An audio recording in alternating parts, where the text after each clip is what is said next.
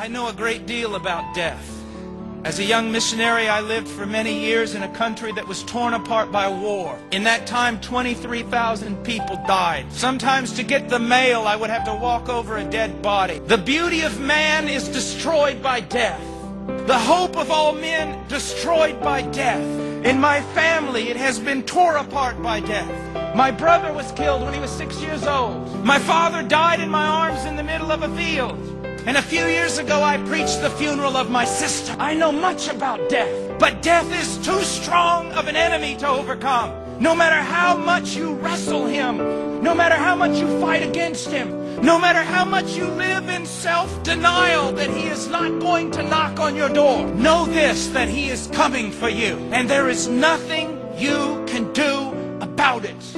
As David said, there is but a few steps between me and death. Within just a few years, some of you will be dead. Within 25 years, many more of you will be dead. And with 100 years, not only all of us will be dead, but we will be forgotten. All our hopes will be crushed. Every memory of whatever we have done will be erased. And of all creatures, we are most pitiful, because not only is death coming for us, we know it. You know it, and you know it. You do everything in your power to push it out of your thoughts. But he's coming for you, maybe even this evening. He's coming for your children, and there's nothing you can do. But there is one who has faced death head on.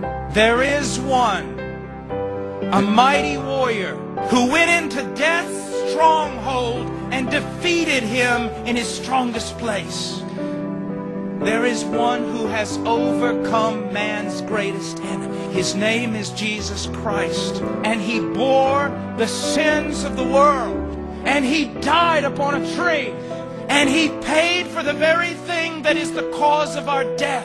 And on the third day, the Father raised him from the dead. And on the third day, the Holy Spirit raised him from the dead. And on the third day, he raised himself from the dead. And now the smallest, weakest believer can look death right in the face and say, "Oh, death, where is your victory? Grave, where is your sting? Sin, where is your power? You who have devoured nations, you will devour no more." You see, the gospel is good news, great news. God is crying out to you about it. Did not Paul the apostle himself say, "I am pleading with you, but it is though God is pleading with you through me"? Why will you live a life that has no meaning? Why will you live a life that literally is going to fall apart? Why will you allow yourself to be swallowed up by death? Why don't you come to Christ? What is holding you? What is this thing that has control of your mind and your heart? Come to Christ. You say, "Oh, it's too good to be true." It is true. You say, "Oh, I'm too great a sinner." You are not greater than the Christ, are you? You do not have more power than his grace, do you? Come to him.